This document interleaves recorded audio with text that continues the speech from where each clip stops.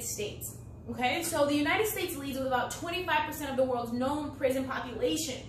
Just recently, the Senate passed a landmark prison reform bill known as the First Step Act. Now, this is a landmark bill for Trump because he hasn't received bipartisan support for much of anything since he's been in office. And apparently, through this bill, he received bipartisan support. So that's major, right? Now, based on the provisions of the bill, inmates could earn early release from prison, and they could potentially gain, access to programs that they wouldn't have had otherwise, Now what I favor about these programs is that they keep, first of all, prisoners from behind bars, okay? But in the past, a lot of the programs that were designed to help inmates didn't really do their job. They didn't do what they were supposed to do, and that's why we really have to rally together and just support this bill, this prison reform bill, right? Now,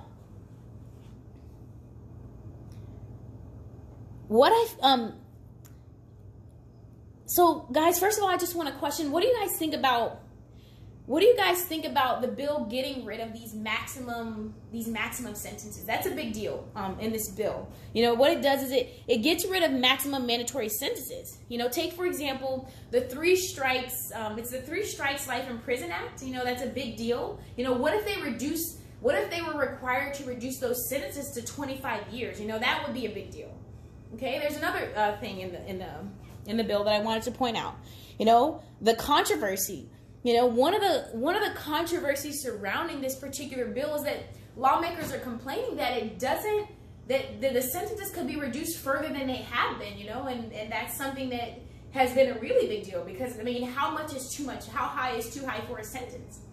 Okay, so what's unique about this bill? What's special about this bill is that this legislation is that it considers the proximity of facilities to inmates, and it actually considers in-home confinement.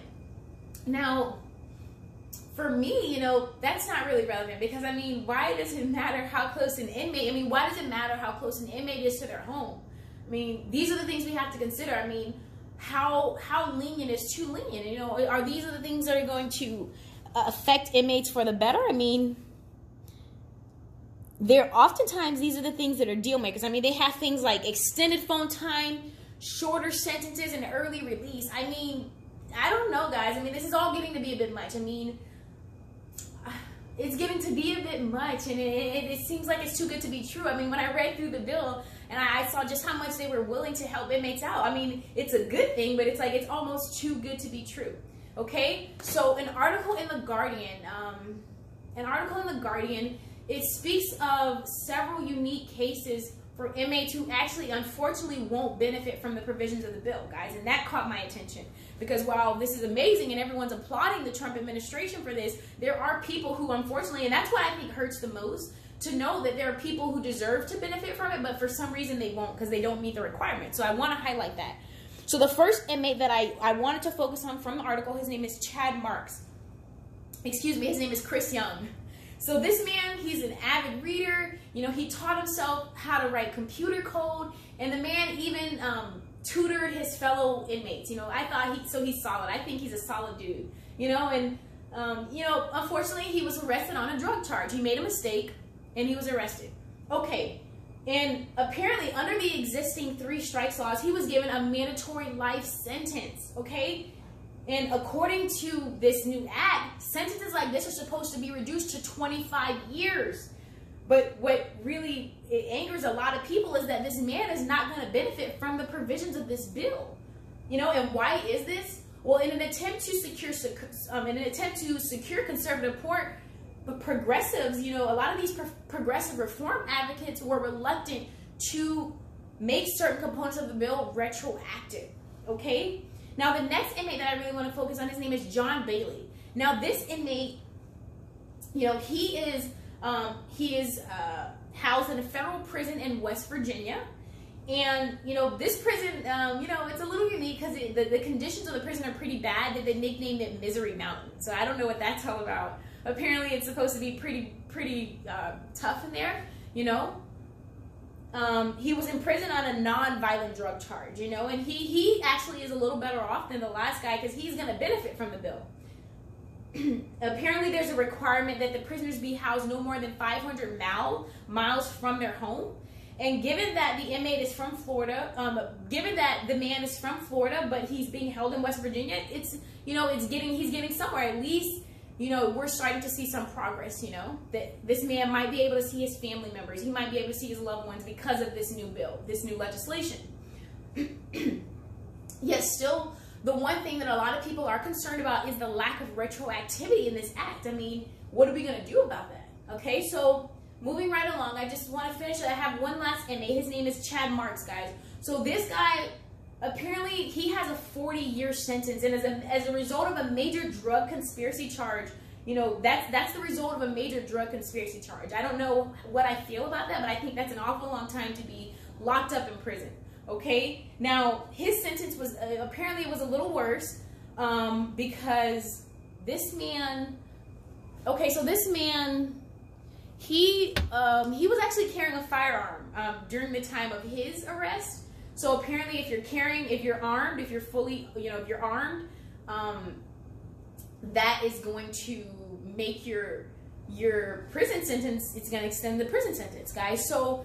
Okay, so we got those three people. I just want you guys to consider that. I want to hear what you guys think about that. What do you feel about inmates who do or don't, who actually are in prison and they don't benefit from the bill, or who almost qualify but don't make the cut? I mean, I think that's a little harsh. I don't know.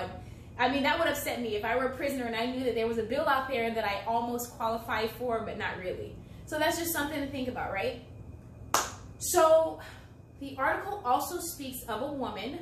Her name is Deborah Cupp. Now, Miss Deborah Cupp has a husband whose name is Ron Cupp. And what's unique about their situation is that her husband died in prison. He died from colon cancer, I believe. And it's really sad, I thought, because he didn't get a chance to benefit from the provisions of the bill.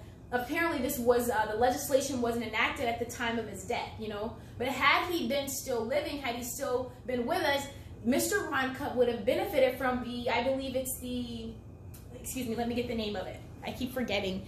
It is the compassionate release option. So this man would have benefited from the compassionate release option. Okay, so I just want to switch gears a bit, guys. There is a maximum security prison in Norway, right? And that's something that I found a lot. That trend of apparently their prisons are set up a little differently than the prisons in the United States. It's a maximum security prison, and it's actually designed almost like a rehabilitation center. So these prisons, they actually prioritize rehabilitation.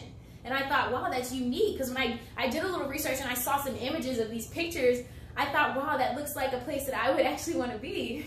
But I mean, of course, it's prison, right? So what's unique about this, and I won't be before you much longer, is that it's actually the second largest prison. And it's called the Holland Maximum Security Prison. And, you know, one of the things that they really prioritize there is healthy relationships. They believe that if we focus on healthy relationships rather than punishment or retribution, that is going to ultimately make these inmates want to change, you know, make them want to improve their behavior. And I would love to see that. I mean, that's a theory that I had not known about before I began to research. But I do wonder, I mean, what would happen if you treated people more humanely? You know, if you treated them like human beings rather than people who are locked up, then you're ultimately impacting society in a way that you're improving society rather than releasing people back into society who are not ready for the workforce and who are not ready to kind of assimilate, you know. So why not work on them, you know, completely inside these facilities? And I think it makes perfect sense. You know, and I wonder how much more effective something like this is. You know, I don't think there's too much of a difference than what we have in the United States, but I'm sure that there is somewhat of a difference. You know, obviously, if rehabilitation is their goal, then maybe, I mean, that's something we can look into. Okay? So, I have a quote from the article. It says, according to the strategies of representatives at the North Dakota Department of Corrections and Rehabilitation, how the inmates are treated matters. The U.S. article states that allowing people to make choices and giving them the opportunity to do better will lead to a safer prison because a person who is treated humanely is less likely to be violent. And that's a theory I'm interested in exploring more. So, the prison reforms in North Dakota have inspired even Wyoming, you know, and many other states to find solutions to their prison systems, you know, and based on the American Civil Liberties Union, these new reform prison systems are, and I quote, are going to give inmates a second chance, guys. So here's to second chances, America. This has been Politics Real. Thank you so much for watching. I'm Brianna Campbell, your host.